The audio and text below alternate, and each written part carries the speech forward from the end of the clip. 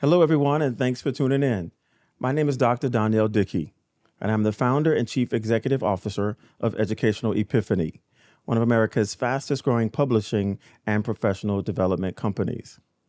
I spend a great deal of my time writing curricula, textbooks, and other unique, high-impact teacher resources, including commissioning children's books and authoring professional books, all of which are carefully designed to ensure that children have access to a schooling experience that's fully worthy of consumption. And so we thank you for tuning in. We hope that today's podcast episode is one part instructive, one part inspirational, and one part entertainment. Let's get to it. Thank you guys for being here. We're joined by Richard Borg, our Chief Marketing Officer, and Jerry Richardson, our Chief Operations Officer. Good to be here. Yeah, good to be here. Doc, Jerry, we're in almost every state in this country. And you wake up on the road in your hotel room, you get on X, you look on social, you watch the news, and then we get into the schools. And each one of those interactions, there's always a consistent question and concern and major issue happening in America. In American public ed. In American public ed. Yes. And that question is... I know what it is. Do you know what it is, Jerry? I don't know. You know what it is. I know what it is. You know what it is, Rich? I do know what it is. America, do you know what it is? Here it is. Why can't kids read? Yeah, that's it. Why can't kids read? Yeah, why can't kids read? Yeah, I get that question all the time. Yeah. And those are questions that come from parents, come from teachers, that come from principals. I think everyone's asking that question. Employers. Yeah. Everyone in the community. Yeah, and with all of the investments that have been made in public education and specifically in literacy, that the fact that we're still asking that question is very hard for me personally to absorb. But I will tell you this, whether we're working with an individual school, a cluster of schools in a given district, or an entire district, I'm very proud to say that we've been helping to answer that question. And it is not as difficult to change the trajectory of an individual school or cluster or district when there's calibration around how we answer this question. Yeah, absolutely.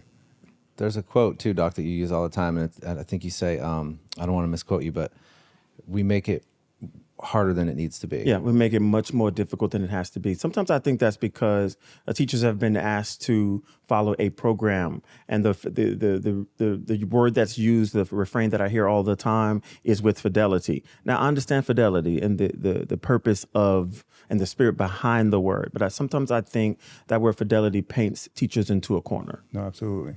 Because a lot of times, I mean, especially me coming from upper elementary and middle, in secondary, we're not taught or trained on how to provide that service for kids who are struggling readers. Right. Yeah.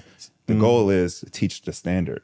Whoa. Yeah, but in order for kids to perform relative to a standard, they'd have to be able to intake the text and then use what they've taken in order to answer a comprehension question related to a concept resident in a standard. Absolutely. Right? Yeah. And I also think, do we know as a nation, what does it actually mean to know how to read? What is the definition of a good reader? Yeah. So, we like to start our podcast with a diagnosis, and we do our best then to write a prescription for that diagnosis. And so that's a good question, Richard. And so I think the diagnosis for this episode is that far too many children matriculate through a public, a parochial, a charter school, and they leave without the ability to confidently take in informational and literary text, and then therefore ascend the pyramid of cognitive demand, like do more than remember. Yeah. Like understand, like apply their skills to a given text, whether that text is informational or literary,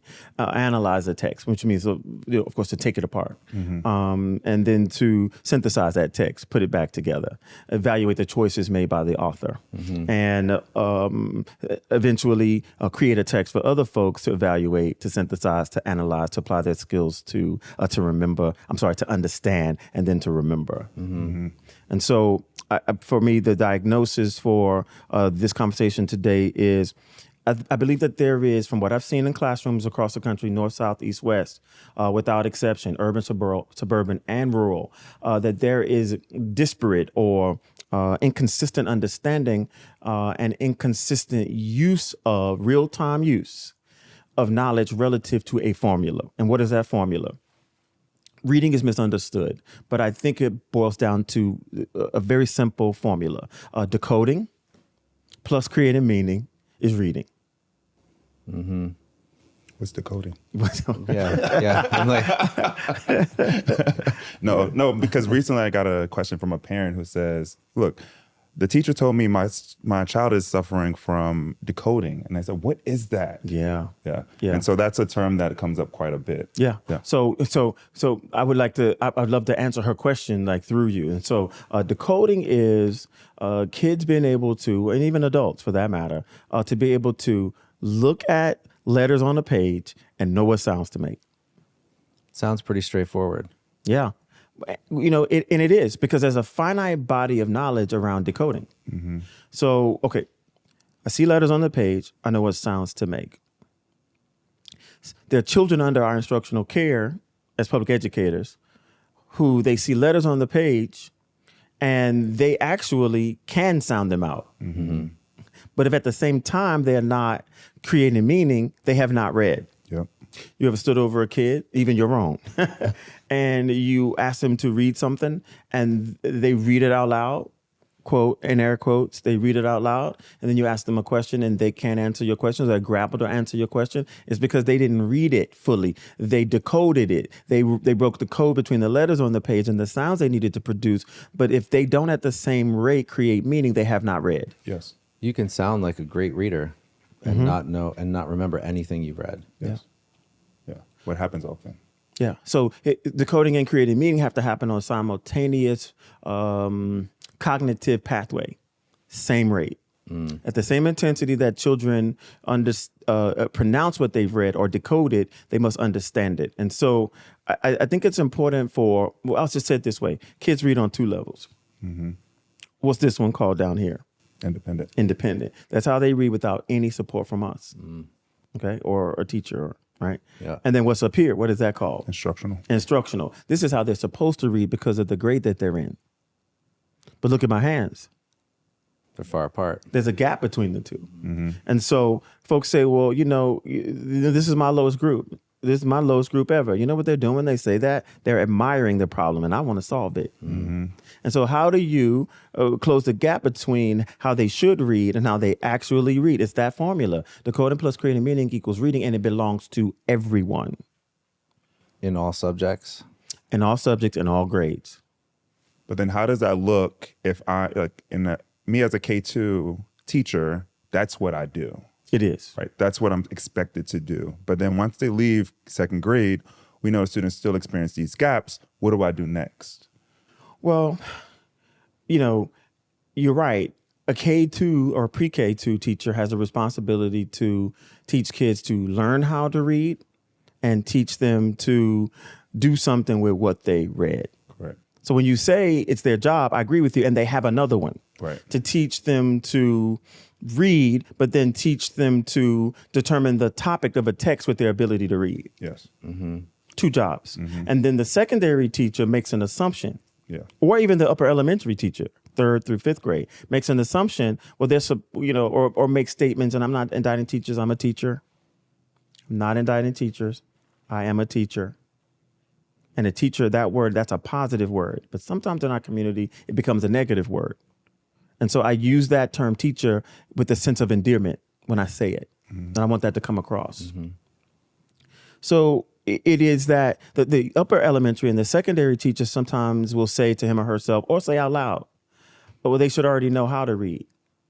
But what is reading is decoding plus creating meaning. Well, who's going to teach them to read? And they're sitting in the 7th grade. Yeah. I am, as a 7th grade science teacher, because before they read something, and because I want to close that gap between their independent and instructional reading level, I'm going to give them a highlighter. Yep. And I'm going to say to them, we're going to read this text. You know what kids do when you ask them to read? They highlight every word on the page. Well, they suck their teeth and they roll their eyes. Got to go to the bathroom. Yeah. They avoid.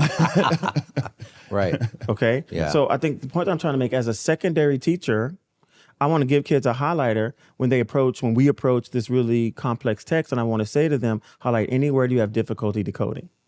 So highlighting the unfamiliar or words I cannot pronounce. Or words that are somewhat intimidating to kids, but particularly if we want them to decode better for 180 days, it's a 180-day imperative. Right. That if every class they step into, someone gives them a highlighter and says, hey, it's okay. We're all in the same boat. Highlight any word you don't know how to say. That's decoding or break the code. And then with that same highlighter, ask them to highlight words that they may not understand what they mean. And then talk about those words. I bet you those words are made up of word parts. Right. And then talk about those words and then allow them to write in the margin. And what would we have done for 180 days? We would not have brought the text down to their ability. We would have brought children up to the text. Yeah, yeah, that's something interesting. I was thinking back on my past and thinking about how, I've encountered kids who are ELL learners. I've encountered kids who come to me with gaps. And I did my best to try to, and I helped them. I saw growth within them, but I did not fill gaps. Yeah. And so, which is different. Yeah.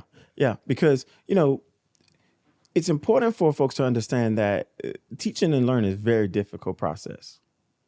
So you got X number of kids in the classroom with X number of personalities, with X number of expectations, with sometimes broken pieces called resources. Or with mandated resources for that matter. You got PD days, snow days, alarms going off, announcements. Yeah. And, to move a group of children academically is no small feat. Yeah. And so that's why I believe it's incumbent upon educators, advocates, parents for everyone to understand this formula. Right. And so let me take us a step away from the formula for a moment just to talk about what folks are calling the science of reading. So the science of reading is basically, a body of knowledge around age-old knowledge and some updated knowledge around what it takes to get kids to read. But I think that the science of reading, in the absence of the art of teaching kids how to read, you still don't get significant improvements in student outcomes. And what I mean by art, I mean, there's a pedagogy to getting kids who have a blank slate to read. And there's a pedagogy. What I mean by pedagogy, there's a practice, there's a way to get kids who know that they grapple to read, to the ability to read, and they're sitting in a upper elementary or secondary grades class. There's an art to that. Yeah. 100%. And so outside of what folks are calling the science of reading, there are some elements. Well, I don't know if it's outside, it's adjacent to. There's some elements. And if I would like to have these brought up on the screen one at a time so folks can see them. So you guys know what I'm going to do. Yeah. So there are 10 elements, 10 foundational elements of teaching kids how to read. And they come in two categories. The first category, foundational skills. And there are 6 things we must all concern ourselves with as it comes to foundational skills. And then there are 4 elements called knowledge-based competencies. And every educator has to have a deep calibrated understanding of these concepts in order to take advantage of teachable opportunities to get kids to proficiency. Fill the gaps. Fill the gaps. Okay, so what are those 10? Number 1, concepts of print. We won't talk about it today, but it's just in great detail, but it's just about making sure that kids can look at the cover of a book like this one, and do what? Glean information. They have to have access to that book first. Yep. Yeah. That's why we wrote them. Because I was tired of going into classrooms and seeing kids, waiting for the bell to ring and not having something they could pick up to read while they wait for the transition of class. Or some kids finish early, and they need something to do other than like play on some type of technology. Yep. And there's a huge percentage of kids I don't want to digress, Doc, but a huge percentage of kids in America that enter kindergarten and have never even held a book. That's right. Or seen a book or had access to a book. Yeah. And I think that's why it's important for parents and caregivers to be a part of this conversation as well, and to be thought of when we conceptualize what we'll talk with folks about. And so secondly, outside of concepts of print is phonemic awareness. I won't delve too deep into it, but it's about kids being able to hear, identify, and manipulate individual sounds and words. Number 3, phonological awareness. We won't go deep into it, but it's about kids being able to hear, identify, and manipulate units of oral language, like manipulate entire words, manipulate syllables, manipulate base words with word parts, and root words with word parts, like adding a prefix to a word part or adding a suffix to a word part. That is important for kids to be able to do if you want them to take in an informational text and ascend that pyramid of cognitive demand. Yeah. I'm going to go around the other ones I don't want to go deeply into, and then I'll come back to the ones we want to go deeply into. Okay. Fluency, you want kids to be fluent, Yeah. to read with accuracy and expression, right? And background knowledge, some kids will struggle with a piece of complex text because they have not the knowledge necessary to understand the concepts that are being presented in the text. Right? So I was in South Carolina, and I knew that kids didn't have background knowledge around this text we're reading. It was entitled The Pony Express. So I talked to them about how mail used to be delivered, and then we read the text. Yep. There weren't always mail trucks. No, that's something your son Aiden would say. Yeah, right. And the oral language skills. So that the idea is that we must allow kids in classrooms to turn and talk, Yeah. so that they can develop the ability to engage in academic discourse, right? Or like Socratic seminar. Socratic seminar. I know you're going to say something Yeah. gifted. You Yeah. know? Yeah. That's one of my No, Yeah.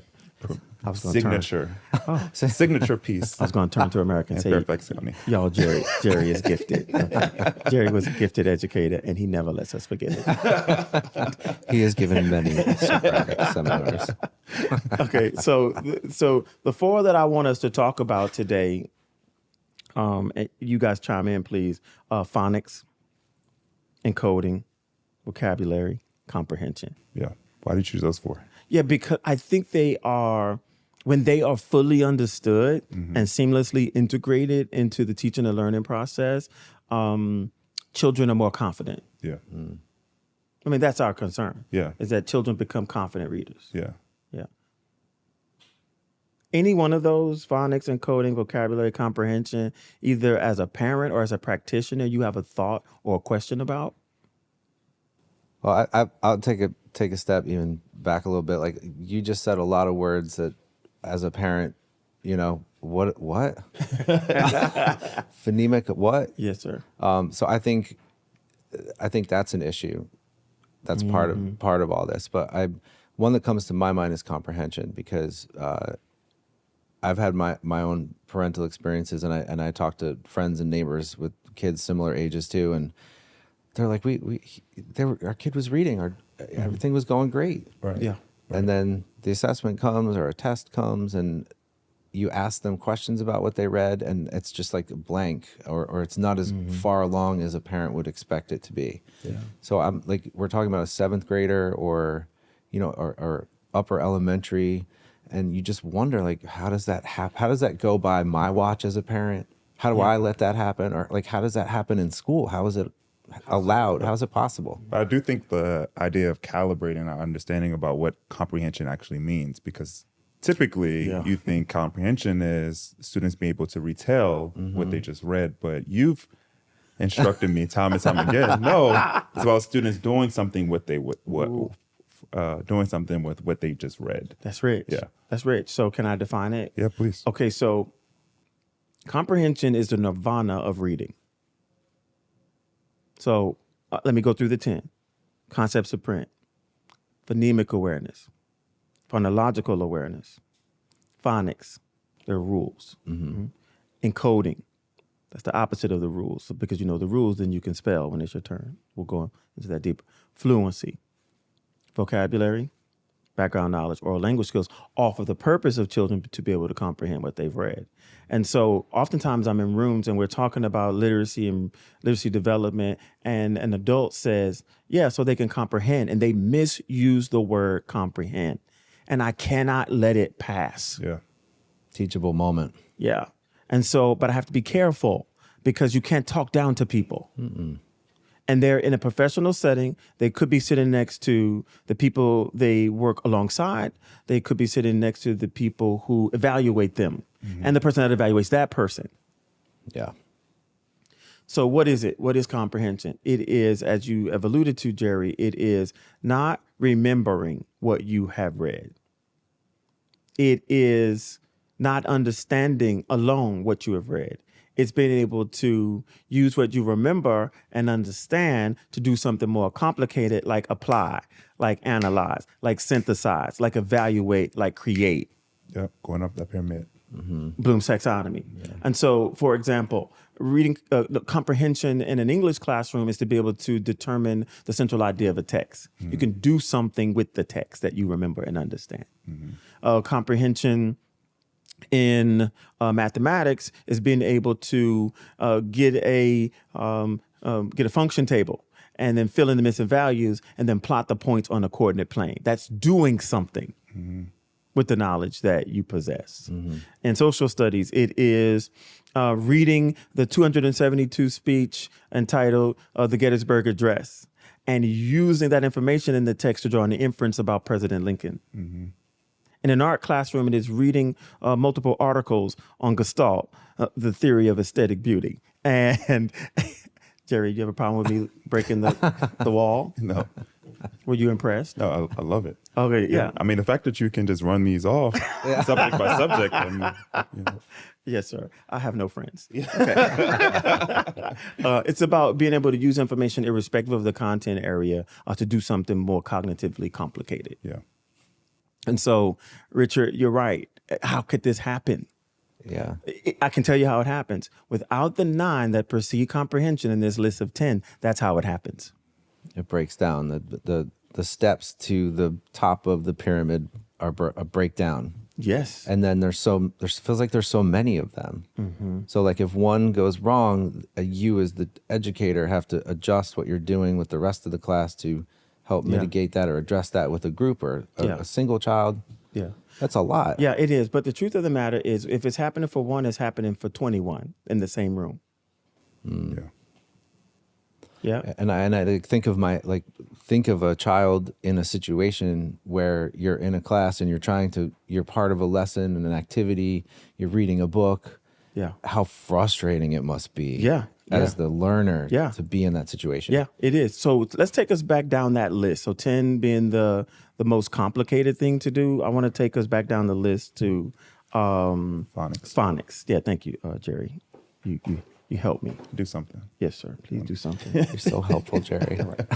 So we created this literacy kit. And inside this literacy kit, we have solved the coding plus creating meeting discrepancy. And we hope that we know folks are using it all across the country to resolve gaps in student ability to read or to access text. And folks who might be thinking, well, I'm so sorry, this doesn't apply to me. If you want children to access your complex text, it does apply. Yeah. Yeah. So I'm going to play a little game with you guys. Okay. And I didn't warn you. I'm so sorry. Here we go, Jerry. But let's go. I just like embarrassing myself. All right, so remember, decoding, reading is decoding plus creating meaning. Okay. Which means kids must be able to, with automaticity, see letters on the page and know what sounds to make, which means they have to see the sound symbol to know how those sound symbols could show up in writing, called graphemes or letters. Got it. Or combinations of letters, okay? So I'm going to grapheme Yes, sir. is the writing. Yeah, GRAPH and graphemes means to write. Got it. Like in the word calligraphy. Yes. CALI means beautiful. So calligraphy is beautiful writing, and a grapheme is something you write based upon something you hear. Got it. And phoneme. PHON and phoneme means to hear, like telephone. Telephone means to hear from far away because TELE means away. Got it. So you hear a phoneme, you write a grapheme. Authors write graphemes so that kids can produce the phonemes. Got it. So they can get the comprehension. And so if you notice if I notice that a student is having difficulty understanding a grapheme, they are having trouble pronouncing that particular grapheme. Yes. Then I know that I need to revisit those phone names. That's correct. And that's what I'm going to do with you guys. I'm going to put phonemes in front of you. Okay, sounds good. Okay. Let's go. Let's go, Jay. All right. Phonemes. Sit up straight. All right. So this is a phoneme. It's not a letter because it has a forward slash in front of it and has a forward slash behind it. It becomes a symbol called a phoneme. And there's only 44 of these in the English language, which means they're finite. So, Rich, I'm going back to what you said. How could this happen? It's a finite body of knowledge, therefore it's exhaustible, which means kids can learn it. So it's doable. It's doable. We just have to be strategic God. about it. Yeah. Thank God. Right. You know the only kind of change that occurs on its own on volition? Chaos. Everything else is a result of strategy. Here's the strategy. Okay. All right. All right. So, guys, would you produce this phoneme? Okay. Correct, Richard. Lifetime educator Jerry, wrong. I did. No. Because you said pho. I did not say pho. Okay. I swore I heard pho. I heard a slight. Yeah. Because if this is pho, Run this tape back. oh yeah, it's there. Yeah. All right. So Run it back. because if this, but I'm saying this because I hear it sometimes. Yes. No, I got you. Yeah. Right. So if this is pho, then fun is fun. Are y'all with me? A lot of fun. Yeah. Right. Yeah. So be careful. Okay. So what is this phoneme? I heard it on the I back did hear end, that, Jerry. Your mouth should be closed. Keep it closed. Right. I know you have a hard time. That's it. That's it. Now, that's a phoneme. Now, this phoneme has several graphemes, which means it could be written several ways by an author in a text, whether the text is informational or literary. Do you guys know any of them? F. As in, Fun. okay, a little limited vocabulary, but yes. PH. Good, Richard. As in, Phoneme. okay, good. Phone. Yes, sir. Thank you. Okay. There are two other ways it could be written. Double F. As in, Puff. yeah. And there's one more. What's the last one? Richard, please. PH. Double F. Just say it. He's telling you he doesn't No, know. I don't know. GH. Yes, that's Oh. right. GH. As in what? Tough. Yeah. And if kids don't know Rough. that GH on the page is just like F and double F and PH, when they see the word tough, they're going to say to hugger. Yeah. Don't be so rough on me, Jerry. What's Yeah. up with these phonemes? I thought you were joking. I thought you were joking. No, I saw it in his eyes. Because He didn't I know. was like, I forgot that one. It's okay not to know. No. What's not okay is to have a resource available to you and still not know. Yeah, I got you. Yeah. You with me? And so for me, this is about me as the social studies teacher saying to kids, if you see a word in the text, highlight it. And then one of them could be the word tough. And then that's my teachable moment. To be a part of the child's literacy development process. I'm not a reading teacher. I'm social studies. I don't want to be a reading teacher, but I can help children to become more literate in my content area. Yeah. Is that's could be a culture shift, no? In some schools, like I'm a science teacher. It's 7th grade. Yeah. How do these kids come into me and don't know this? And That's now right. I have to teach it? Yes. Yeah. Now, look, watch this. I showed you the phoneme. And because you know there are several graphemes for this phoneme now you're going to be able to spell when it's your turn to spell tough. Which will be the encoding. So Encode impact is the spelling. opposite of phonics. What is encoding? Well, mean? look, let me say this, and I'll answer Yeah, that question. yeah. Like, there is a literacy thinker, and I won't say the individual's name, but I don't think it's important. But there's this whole movement in this country to expose kids to literacy development, teaching and learning opportunities through whole language. And I don't doubt that there is some value in whole language, but kids need to know the rules. So if we say, okay, we just want kids to have literary experience, enjoy the book. If you don't know these rules, you're not enjoying the book. You're being tortured. Yeah. Yeah. So hard and like frustrating. Yeah. And then kids just shut down. That's right. And so it impacts their confidence to take in text, and it impacts their confidence to create text. Yeah. I thought about this a lot as I have been working with the literacy kid a lot, and I had to do a lot of reading, running records for students to test their reading ability. Yeah. And once I got that data, I'm like, what do I do with this? Well, I know kids struggle with, they're not on grade level. They're below grade level. That's That's all the information I got from it. I didn't use the running record as a vehicle to say, hey, maybe I should look and see if there's any graphemes that were really struggling, that kids were really struggling with. Yeah, because there's only 44 of them. So, but I have to know that there are 44 so that I can transfer that knowledge to kids when they have a reading opportunity. Or I can be sensitive to their lack of knowledge regarding how the graphemes hit the page and the phonemes that have to be produced because of that combination of letters on the page. Because you can't transfer, What you don't have. right, to kids. Yeah. So people say, well, we want to move from 45-minute classes to 90. Be careful. Because if 45 minutes have been ineffective, you want to double down on that? Increase the quality of the 45 and then think about extending to 90. That's not an indictment. That is an actuality. Yeah. Okay, so let's do one more before we move on. But I'm answering your question about what is encoding. So the 4 concepts out of the 10 we wanted to focus on today, one is phonics, and the second one is encoding. But I want to do this because I need to show folks that they're two sides of the same coin. Okay. Okay, so what is this phoneme? Let me get this right. Ooh, wrong. Your mouth should be closed, Jerry. Well, something's happening in your throat. So when I was a little kid, my teacher gave us like little mirrors, Yeah. so that we would know what our mouths and faces should do when we're pronouncing a given phoneme. Okay, so you're not wrong, Jerry. I'm just kidding. Okay, what is it, Rich? Okay. Get me out of here. Unmic me. Run the tape back. Right. You've been watching a lot of reality TV. Okay. Oh, don't I get, got rushed. no, don't get going. Don't get Jerry started on reality TV. Right. All right. So, right.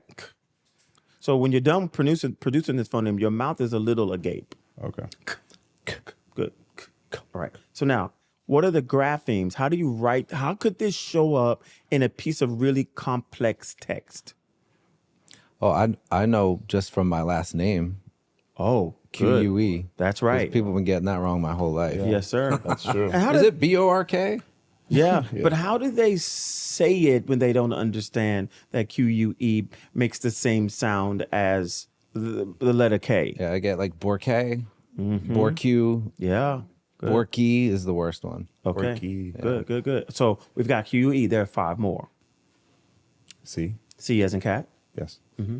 CK. as in duck, K. K as in kite. There's 2 more. C. Did we do CH? Nope. CH. You have now CH as in school, and 1 more.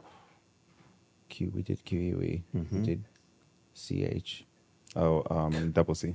Yep. Ooh, Double good C. one. As in- Occur. As in occur. That's right. I love when he does that. Yes. Occur. Doesn't sound like Cardi B. That's what they wanted me to do. Okay. All right. So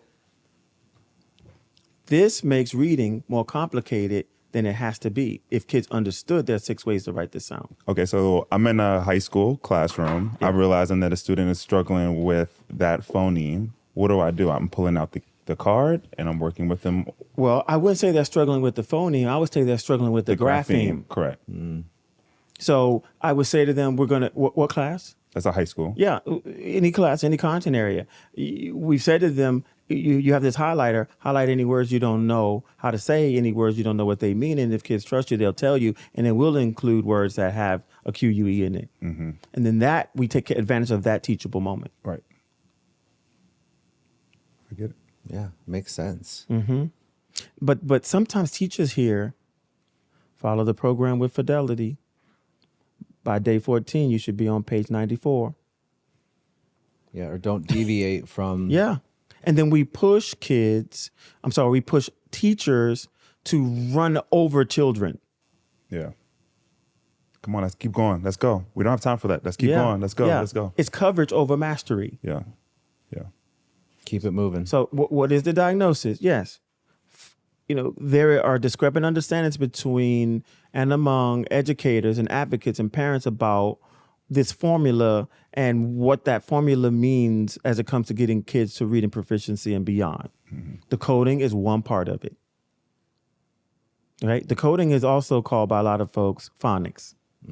Right? And encoding is the opposite, because if you know that a particular phoneme that you hear has multiple ways it can be spelled multiple ways, when you're asked to encode, When you hear a word, or when you tell yourself a word, then you know how to write the code on the paper. Mm-hmm. That's spelling. Yeah. Yep. Yep. So let's go to vocabulary. Jerry's Favorite. Yeah. Jerry loves vocabulary. Jerry, your humor is so dry. I'm sorry. Have you been watching Seinfeld? Repeats. I love Seinfeld. Well, I get it. Frasier. Got it. Oh, Lord. Got it. Okay, so let me pause myself on this. Let me do something else. Okay, so when we think about vocabulary as a nation, I want to widen our understanding of what it means to help kids with vocabulary. Because I've seen in my own career, and God forgive me if I've done it, in an opportunity to teach kids vocabulary, I've seen adults ask kids to copy words from a glossary, and the assignment is to use them in a sentence. Yeah, Jerry, have you seen that? absolutely. Did you do that to kids? No, I never did that to kids. Okay, I was going to say Hail Mary, full of grace. That's the one good thing. No. That's the one thing you put that one on your resume. I did. Yeah. Or like crossword puzzles or word searches. Mm-hmm. Y'all ever watch the evening news? And there's a roving reporter in the neighborhood with a microphone. And that roving reporter walks right past the people in the community who would represent the community through speech. And instead they walk right up on the person that embarrasses the entire zip code. Yes, you have. And what do those people typically not have? Words. Words. You were going to say something else. You wanted me to say teeth. No, I didn't want you to say. You wanted me to say teeth. I didn't want you to say teeth, but people do say that when I They ask that always question. say that. Yeah, yeah. Okay, but that's a funny, but it is a reality because there's a correlation between adult outcomes and literacy. Yeah. Oh, yes. Yeah. 100%. Like you everything you've been talking about so far in this episode has huge societal Implications. implications. Yeah, if you want to change a generation, help them to become literate. Yeah. So true. And so 75% of 70% of children in America, 70% have not reached reading proficiency. They've been in school for years, a decade, and leave without reading proficiency. Yeah. There's there was a mentor of mine. His name was Patrick Daly. Patrick, love you forever. And he used to do this fantastic presentation about the correlation between children's grade level reading ability, which we could say Lexile or independent reading ability, whatever you want to call it. But my point is, it was so impactful when he used to talk about and give direct examples of students' grade level reading ability and the direct correlation into adult life and what type of careers and jobs and success rates and outcomes to that reading ability. Yeah, I think it's a national reading panel, if I'm not mistaken. They did some research, and I can't remember the year, but I know it's in recent times. They found that 67% of children who did not read by the end of grade 3 ended up in the penal system. The prison, School to prison pipeline. Yeah, it's a real thing. And it goes back to vocabulary. Okay, so what is vocabulary? It is not just using a word in a sentence. It is, there are 3 types of vocabulary you want kids to know, several types you want kids to know. The lowest level is high frequency words, or you want kids to know words on sight because in their learning to read years and in their subsequent years, those words make up a large percentage of the text that they will encounter. Yes. As we call those tier 1 words. Yeah, tier 1. Words like, green, go. So let me give you the categories.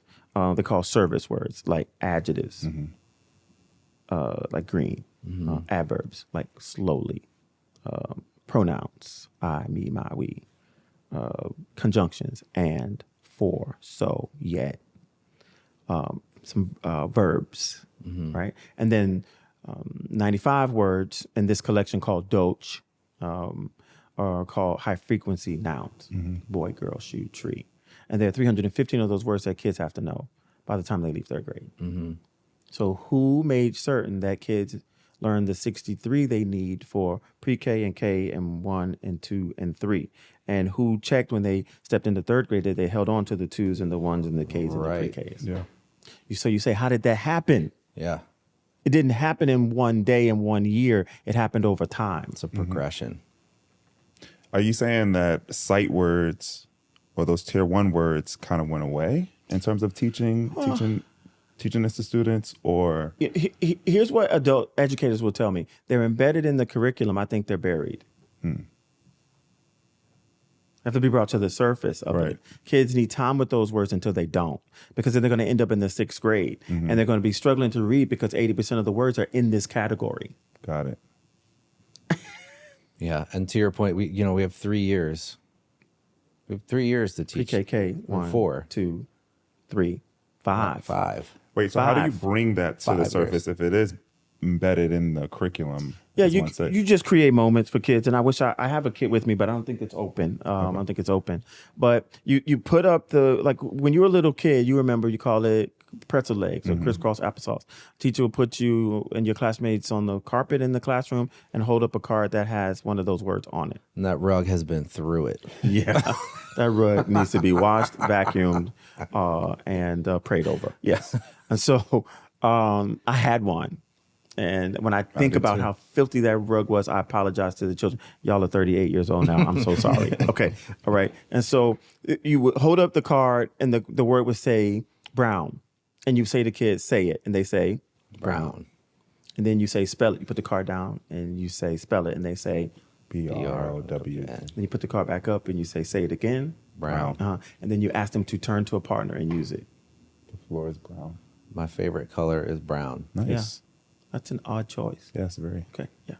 Never hear that. Are you serious? No. Okay. But you used it appropriately. Don't know where that came from. Run the tape back. Yeah, I couldn't let that go. That was an odd choice. So it's not true. Okay, got it. But you used it appropriately. Okay. So tier 1 words, and then there's tier 2, which are universal terms. They cross grade levels and disciplines. And you guys know I'm writing a new book called Universal Language Literacy. Don't I know? It's going to be a good one. Yeah. Don't I know? Yeah. Why do you He say calls that? me every morning. Jerry? To say what? Jerry, read the chapter to me right now, out loud. I want to hear it. I'm like, I'm just trying to brush my teeth. Jerry, thank you for being so transparent. I'm sorry. Is there a voice? Is there a recorded version? An audio version? Well, so you should know, I call Richard to do the same I'm thing too. sure you But do. Richard likes to read it out loud. Richard loves taking phone calls in the early morning too. Are you going to say the time? Yeah. I'm like, get me away from this spreadsheet, please. So, but that's important for Yeah. the writing process, to share your writing. It's No. a part of the, pair share that we make a part of. No, it's fun. Okay, yeah, okay. It's actually fun.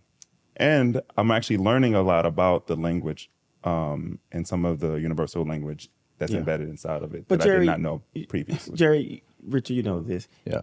There are very few people in this country, and this is not braggadocious, but it's true, who can replicate me Yeah. if I can't be somewhere, or if people want our ideas in the room and I'm already committed somewhere else.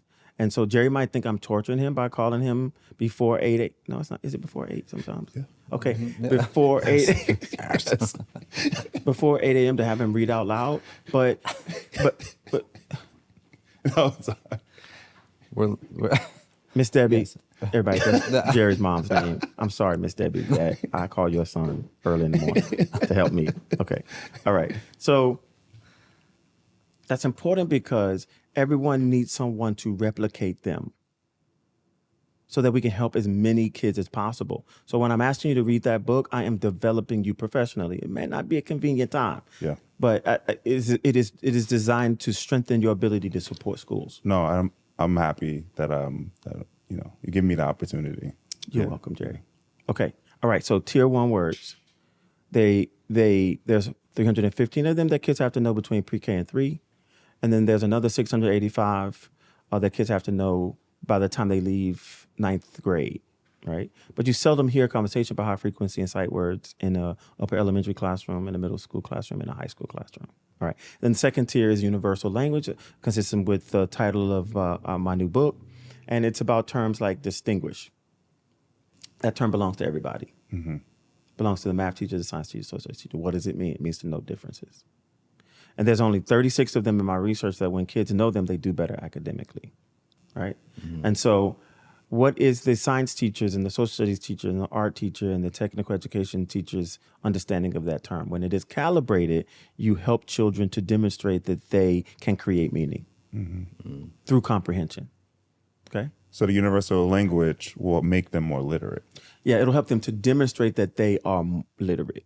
Because passing a test does not prove that you're literate. It proves that you can take in a piece of text, right, and go up the pyramid of cognitive demand.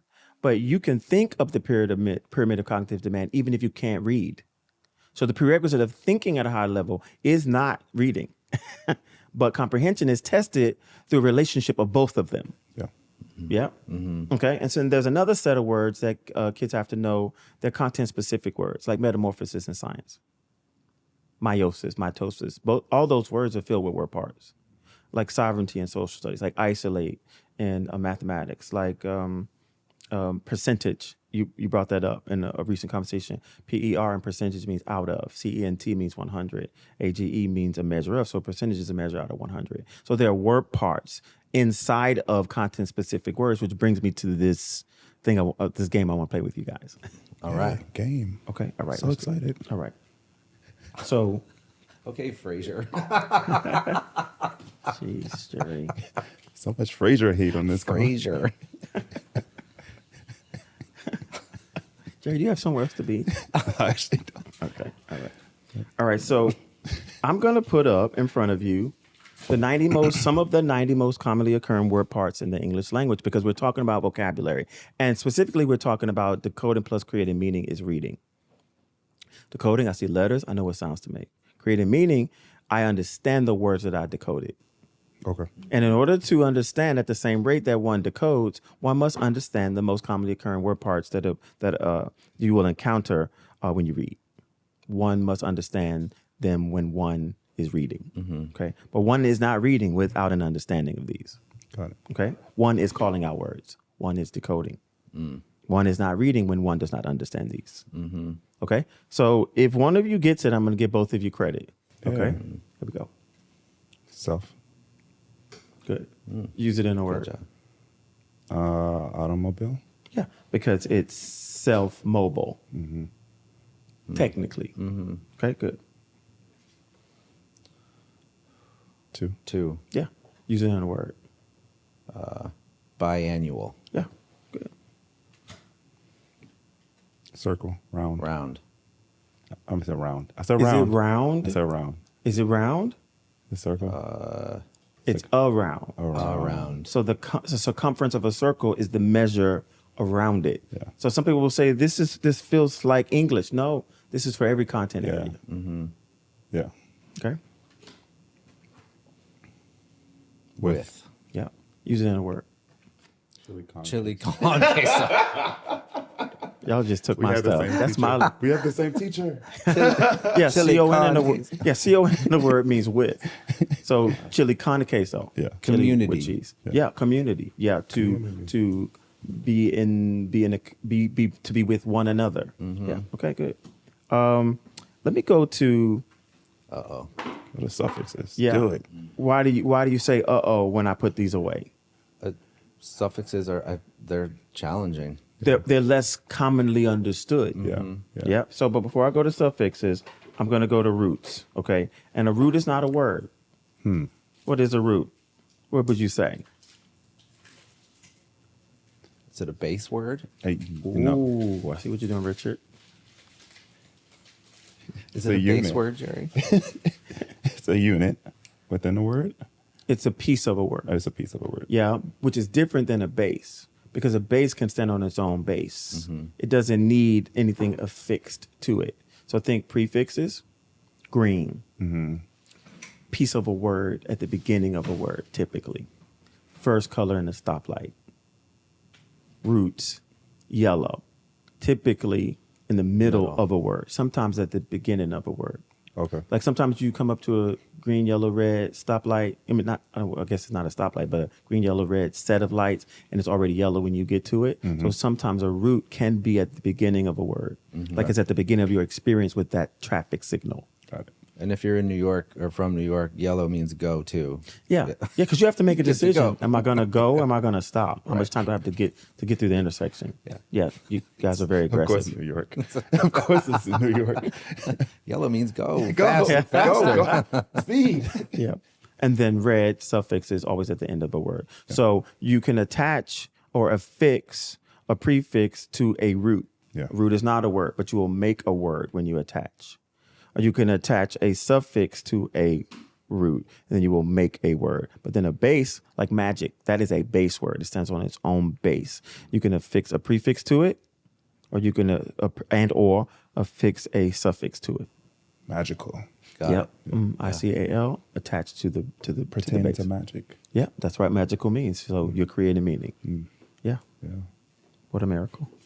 All right. So let me show you some of these, and I want you to tell me what you think. All right.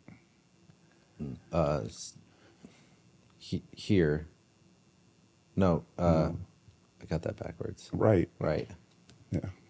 Yeah. Grapheme, Grapheme. you see them in writing. Right? Okay. All right. Let's do another one. Graphic design. Let's do another one. Justify. Jury. No jury? No. Justice. Ooh, you're thinking. Justice. Yeah. Another word for justice is? Justice is a law. function of law. Law. Yeah. So when kids see a word like jurisprudence and they've never seen it before, Jurisdiction. Yeah. they'll know what it means. Yeah. But some people say, I don't have time for this. Well, you're going to pay on the front end if you don't, you're going to pay on the back end if you don't pay on the front end. Let me do one more with you. Come on, Jerry. We got this. Omni. Omni. Many. Oh, no, you're close like, though. Omnipresent, so always around. Multiple. No. I know this one. Omnipotent. Always. Always. That's what I thought. Always. Cut the ways out. All. Oh. Yeah. If you're omnipotent, you have all power. Yeah. So people think that vocabulary development is words. No, it's word parts. It's fun too. Yeah. Yeah. It is fun. Yeah, I'll say that it is. They get lost in it, and I have kids who, as they see me walk in their classroom, my pictures on the cards and on the kid, it's like, we know your word parts, and they want to quiz me as if I don't know them. But I play along. You're like, I wrote this thing. I did. So you know, if we want kids to understand pages, they have to understand paragraphs, and they have to understand sentences, and they have to understand phrases, and they have to understand individual words, and they have to understand word parts. So if you understand word parts, you can understand words and phrases and sentences and paragraphs and pages. That's what this kit does for kids. Jerry, I see your eyes watering. Are you getting emotional? I am actually. Oh, it's just hot in here. Okay. Oh my God. Okay. Yeah, and so He's regretting having me on this podcast. he's like these. Hey, you want your No, I'm church okay. fan? I'm okay. We do have church fans. I love that church fan. Okay. I love that we call it a church fan. Yeah. Or So like every. Oh my God. Pete's upset. I'm trying not to look at him. Really is. Like, okay. Run the All right. tape. All right. So let's do a few suffixes because I want folks to see this is, this is so much fun. It could be so much And I fun. will for say, I was talking to a group of teachers, I think on Tuesday, and I was explaining to them that the red cards, they'll find a lot in K2 books. Yeah. Yeah. Because most times you'll see a suffix attached to a base word for those kiddos. Yeah. Which means that this is a pre-K-12 resource. For sure. Now, it's very difficult to create a resource that is appropriate for all age groups. Yeah. Because sometimes you would think when you see something good for all ages that they just want you to buy it, but it's not. In this case, it's not true. No, it's not true at all. We have high schools so many places that leverage Absolutely. this. Yeah. Absolutely. Okay, so here we go. ATE. Maybe become That's passionate. right. Yeah. If you're passionate, you become passion. Right. If you're aggravated, someone aggravates you, you become aggravated. Dominant. Are you going to the next one? No, actually, I didn't see that. No, but I'm that's changing fine. it. Okay. All right. Let's do this one. One who? Error. One Give me an who. example of one who.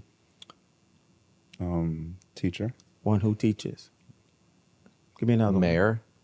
Mayor. Yeah, one who, I don't know what Leads. M-A-Y in mayor means. Somebody Google it. I don't have my phone. Because, Hey- okay, but, Hey Siri. well, yeah, do it. I don't have I don't my think we can phone. I Where's my don't think we phone? can bring our phones. Yeah.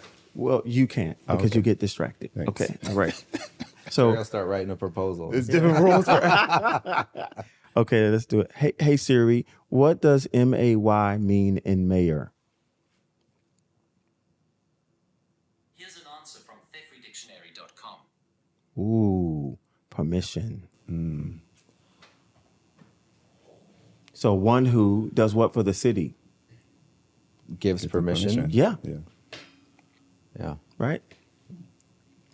Crazy. Yeah. So like they manage city council and what have you, who gives permission for permits and things of that nature. Yeah. A kindergarten word. Yeah. Yeah. Right. Yeah. Professor. Right. One who professes. That's how valuable these are. Yeah. Okay.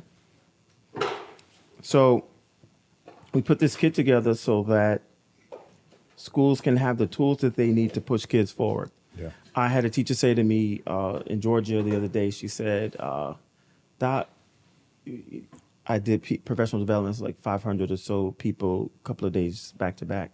And she came to my breakout session. So we had a chance to chat. And she said, I've had your kit for a few days. I wish for a few years. And I didn't open it because I didn't know what to do with it. Yeah. And I tell people like, there's so many things you can do with this kit. You know, one, I put a lot of ownership on the kids. If we're coming up with a word and I know the word has a word part, go to your list, tell me what number, tell me what letter, and most kids will start to remember them. There's games. There's so many things you can do. That's right. And so for that reason, Richard in his infinite wisdom as our chief marketing officer, when you get your copy The of smart this, one. Yeah, when you get a copy, and not you. Okay, when you get a copy of this, folks, on the spine inside of the kit, you will see a URL, and that if you go to that URL, you'll be able to see a workbook. It's not a workbook. We're gonna call that implementation guide. Yeah. And that implementation guide will help folks to learn how to use it. I mean, I think even some of the video we captured of that breakout in Georgia this week, like what day was it? What's today? Watching that room full of 100 teachers just come to life. Yeah. When they just do what Jerry just said, like just start using them, Just use it. hold it up, play the game. Like the room erupts in engagement and fun, and people are like learning and having a good time at the same time. Yeah. So it makes me think about more that we could add to and different examples of how to use this. Yeah. And, folks will say in a breakout session like that, because we like our professional development to be more than like a sit and get. And I think when folks can use the manipulatives that we've developed to help children become more literate, they're more likely to transfer that knowledge to kids. And what folks will tell me over and over and over, I mean, adults, superintendents, they're mad at the group. I didn't know this. Parents Yeah. who will say, I'm buying this for my kids right now. Let me go to your website. Yeah, look. And I'm like, that's a huge compliment. Absolutely. I mean, I was doing facilitating professional development right before kids took the standardized assessments, and there was a gentleman who works on the grounds crew. He heard like, oh, this guy's here and he's kind of smart. So he sat in the back. because they told him I was having a conversation with teachers about literacy. Yep. And he was concerned about his granddaughter. He's from the grounds crew. He sat in the back of the room. And when I finished, I got a notification on my phone. He bought everything I talked about. Yep. So And I talked to him about it. And he said, my grandchild has to have this. love him. Yeah. You know, word of the day at home. Yeah. Put a card up on the fridge. A word part card. Word part card. Yeah. You know, like Or a phoneme. right, and make it just create words together. Like when you're talking about what you're making for breakfast, or you know, when we get home from school, just make up words. Yeah. Or talk about what that word Yeah. part means, and Yeah. So we use it in a sentence. So we made this resource available on our website, and not just to schools, but also to advocates, right? To community groups. We have churches who have bought this for their After school programs. yeah, absolutely. But also for parents. Yep. Okay. All right. Aunts, uncles, you name it. Yeah. Everybody. So I think we'd be remiss if we didn't talk about a couple of kids Yeah. or several kids who have benefited from our professional learning around decoding plus creating meaning is reading. Okay. I agree. So, 7th grader? Yeah, there was a 7th grader in Georgia. Is that Georgia? No, near Memphis. Yeah, it was Near outside of Memphis. Memphis. Yeah. Yeah. And she was reading one of our classroom library books. I know what you're talking about. And she flags Dr. Dickey down. I'm gonna give you the book. Well, no, I love Jerry. I love the first part of this scenario, right? Like this 7th grade girl felt comfortable enough to say, like, "Hey, Dr. Dickey, can I ask you something?" Yep.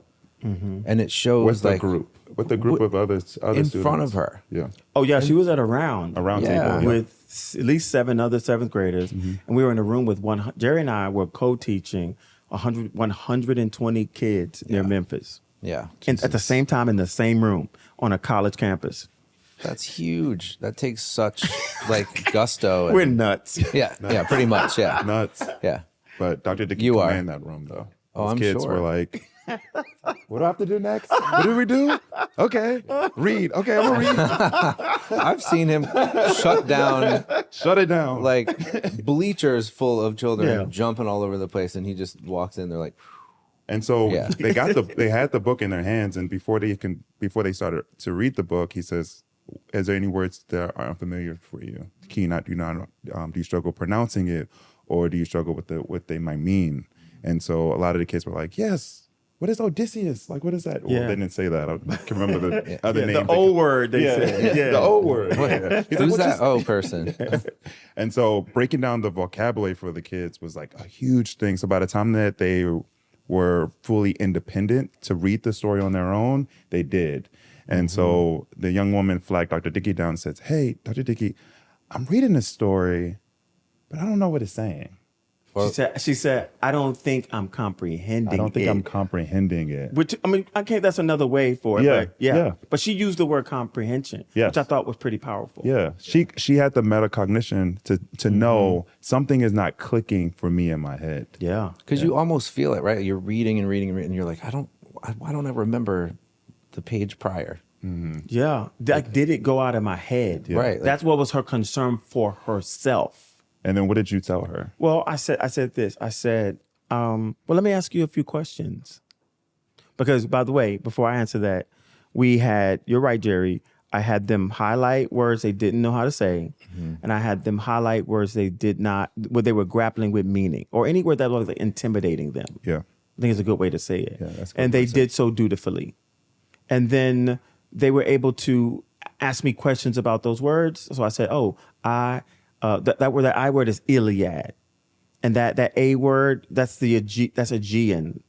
So that's the Aegean Sea. Yeah, that is a that's part of this text. Not an easy Very one. complex, but here's what children do in America. When they see a complex text, they fall apart. Yeah. Because they know, and they start flipping to see what's the pain going to be? How many pages here? Yep. Right? And What time is lunch? Can I go see the nurse? Yeah, That kind of thing. I don't feel good. Yeah. But because I know the statistics, I said, we're all in the same boat. So let us just go one page at a time. You guys tell me the truth. I'll talk to you about those words, and then I'm going to set you loose with a partner, and you guys are going to read the text so we can determine its central idea. So you're right. She called me over, and this is what I said to her when she said, "I don't think I'm comprehending it." I said, "Let me ask you a few questions. Who's the main character?" And she said, "Odysseus." Then I asked her, "What is the setting?" And she said, "Near the Aegean Sea." And I said, "Now, what is his conflict?" Because that's the exposition of a story. Character, setting, and the conflict. So I said, "What is his conflict?" She said, "He's having trouble getting home." Yeah. I said, "Why?" She said, "There's some monsters and dangers on the way." I said, "So you actually are comprehending the text." Yeah. Nailed it. Yeah. Yeah. Why was she comprehending it? Chair. Because we dealt with the words in the text. Yeah. That's And- what has to happen for children across grade levels and disciplines. And you slowed it down, like Yeah. the stop, drop, and roll, right? Like you slowed it down. You chunked down her thinking. You chunked it down for her. She's like, "Oh, I do know what's going on." She sure did, and moved on. Yep. And built confidence. And That's and right. enjoy and loved the story. At the Yes, end. because she could access it and never would have thought before probably that she could access such a complex text. And what makes a text complex? It's quantitatively complex, which means the words in the text are multisyllabic with prefixes and roots and suffixes. Yeah. It's qualitatively complex because it has figurative language in it. And it's qualitatively complex because it's written about Greek mythology. And the language associated with Greek mythology is not written in black and white in our times. And then the reader and the task measure of text complexity I considered as well. And that is, I said, well, what do I know about this group of kids that I must consider before I let them loose with the text? right. And what was that? I brought him up to the text. So she got confidence because of the way she was served. Yeah. That is our responsibility to children. And then be able to perform, finding the central idea of the text with ease. Yes. Yeah. So how can I ask you to find the central idea of the text and you understand every 9th word? And you can pronounce every 14th word. Yeah. And then I think about this as part of a theme around decision making. So like what you just talked about and getting her to get to that point. Yeah. Then you can start to talk about like analyzing and breaking down and Up the pyramid of cognitive demand. Yep. What about that 3rd grade teacher? We keep saying Georgia, but we've just been in Georgia recently. She comes to mind. Do y'all remember what she said to me in the breakout session? yeah, I think she came up to me and she said to you, we didn't even get past decoding this school year. And you looked at me, you were like, oh, right? But Because I didn't want to hurt her feelings. right, but that's in a real in that kind of scenario. setting. It's a real thing. Yeah. It's happening not just here in Georgia. My kid is going to 3rd grade. Yeah. So I said, you have to think of, if you don't mind, can I be a teacher for a few moments? Don't think of decoding and creating meaning as linear, first, then. Think of it as 2 parallel lines. At the same time, you want them to know what sounds to make when they see certain letters on the paper. You want them to be creating meaning of those combinations of letters. Because if you wait for one to be mastered to approach the second, you're going to create a generation of non-readers. Decoding and creating meaning have to happen on a simultaneous parallel pathway. Students who cannot read at the grade level expectation, they can't decode or they can't create a meaning. But the lowest readers, they have difficulty with both. Yeah. And then didn't we have wasn't there, who was the high school, the guy, the basketball guy? Yep. He's like a basketball rock star, right? Oh, yeah. And I've known him for years in Little Rock because I supported his middle school. And then when he got to high school, I supported his high school. So he's at least familiar with the guy in the blue suit. So I was doing some research and I wanted kids to read for me so that I could sort of like, use the data that I collected to help as many kids as possible. And so he was selected to be a reader for me. And he said, he knew me. He said, "Hey, Dr. Dickey, I'm going to read for you today, but I can tell you right now, I see letters on the page and I don't know what sounds to make." Wow. But wait a minute. They're running him on that basketball court, but they haven't taught him how to read. Right. Malpractice. Something is seriously Yeah. wrong there. Yeah. Yeah. Now, disabilities aside, but disabilities aren't an excuse either, Yeah. right? Kids may be processing something differently, but they still have individual capacity to get to proficiency. And so the strategy we use for a kid in the general education setting is the same strategy we use for a kid who's grappling to overcome a disability.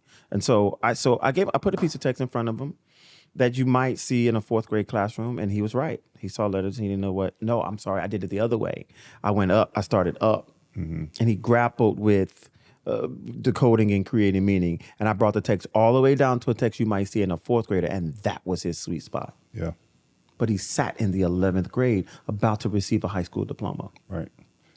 And what was his issue? The same issue as the issues I see in third graders. Yep. But I was thinking, like, just going back to like what the conversation is about, kids cannot read. But a lot of times when we get to those high school or secondary route, teachers don't even have the flexibility or they don't feel like they have the flexibility to teach kids how to read because they have administration that's also not as informed about the science of reading and the technique that has to go into it. Yeah, I mean, I think that's why we started this conversation by saying, and not blaming administrators, because people know what they know. And what people don't know, they do not know.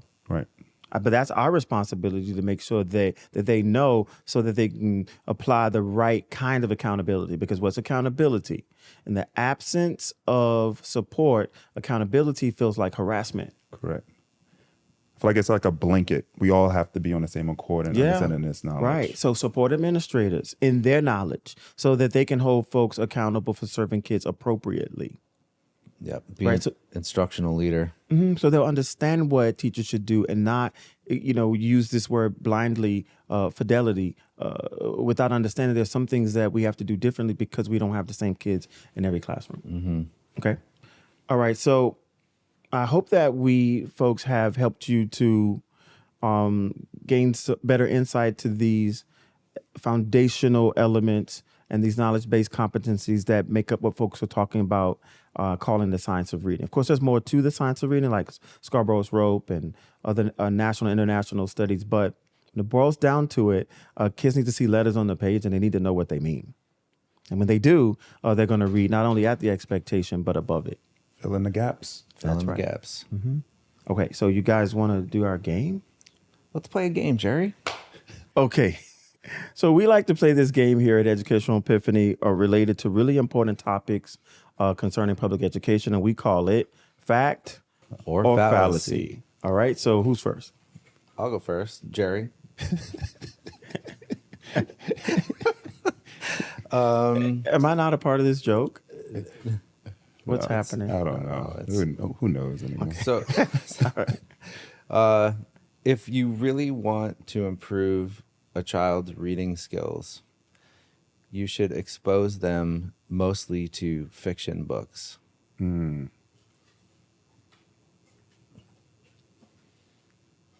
Oh, hold on. Fallacy. Correct. God, I hope I know that. Correct. Was it a country is held- doomed? America. Fallacy. Yeah. Fallacy. Why, Doc? Why? Well, because you want children to have balanced exposure to both informational and literary text. So, because the world is informational. English classroom can be literary, but the world is informational. So you want children, even in an English classroom, when they learn how to summarize using informational text, but also literary text. And you don't want kids to refer to an informational text as a story, because how you approach a story is not how you approach an informational text as a reader. Boom. Good question. All right, it's my go. Okay, Your sure. go. All right. All right. The youngest inventor is 5 years old. Official patent holder. Is this an education-related question, Jerry? I have a point. He's going somewhere. Just work with me. Okay. All right. Fact or fallacy? I'll go with it. All right. Yes, it is a fact. All right. So Samuel Houghton, he created the sweeping device with 2 heads. It's used to clean leaves for garden paths. Clean leaves? Okay. For like a garden, for Okay. the path of a garden. Okay. But the reason I chose this was because, I mean, obviously this 5-year-old is still learning to read. Yeah. And he's learning to read ages. And so just like you was talking about earlier, thinking about the cognitive demand, that kid is still able to do things such as create. Yeah. And Even so though what he else- probably else- can't read yet. Exactly. So what else can he possibly create as he unlocks his reading abilities? Okay. I'm sorry for judging your question. And he's a millionaire. And he's a millionaire. I want that device. Okay. Can I No buy garden. it on Amazon? All right. So my turn? Yes. All right. So I have the monitor in my phone. So here we go. Informational point of view is identical to literary point of view. Fallacy. Fallacy. Wow. You guys got it right. Boom. Do you know how? Do you know why did you choose fallacy? Because informational is based off of the author's opinion, right? No. Oh, I see where you're going. When children are asked, when they're reading an informational text and they're asked a point of view question, Correct. they're being asked what? The author's perspective or Opinion. on a given topic. Correct. Good. But when they're reading literary text, a play or poem or a story, and they're asked a point of view question, what are they being asked to understand? The author's point of view? No, the In relation to? first person, second person. In relation to the story that's being told. And the examples are first person, second person, third person. Omniscient. Omni again. And, yeah, there's omni again. And then third person what? Limited. Unlimited. All right. Jeez, I said the whole word. Limited. Lemon. Okay. Got it. All right, guys. I think we've Great episode. Yeah, I think we've helped No, for sure. folks today. Yeah. Why do you say, Jerry, it's a great episode? I think because it's something that I think all listeners can take away with, whether you are an aunt, an uncle, you're a parent, you're an educator, you're a business owner. If you realize that there is a need and there's a gap, you now have the knowledge to fill it. Yeah, good. Richard, final thought?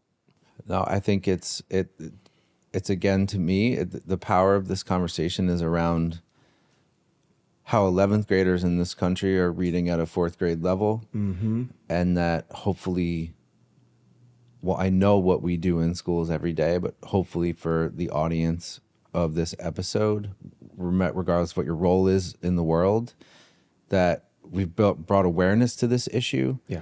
And if you're an educator, it's tools and resources and strategies and a body of knowledge as to how to mitigate this issue. Yeah. Love that word, mitigate. Yeah, I love that word, which makes me think about our newly released professional book, which I am the author, entitled Mitigating Curricular Chaos. We hope you get a copy on our website, soulsource, educationalepiphany.com. Okay, so Richard, you have something for me to read. Yes, sir. Okay. Yes. Thank you, everyone, for listening or watching today. To stay connected and to learn about upcoming events and to get updates on what we're up to, please follow us on our new X page at Ed Epiphany, EDEPIPHANY at Ed Epiphany, and follow us at Educational Epiphany on all other social channels. And you can find links to download. Why am I having difficulty reading here? Am I having difficulty with decoding and creating meaning? You see the letters on the page. I don't know what sounds to make. Okay, let me try it again. You can find links to download and subscribe to the Epiphany Exchange, along with additional resources like our website and more in the episode descriptions. Okay, and so thanks again, everyone, for listening, and we'll see you next time. See you next time.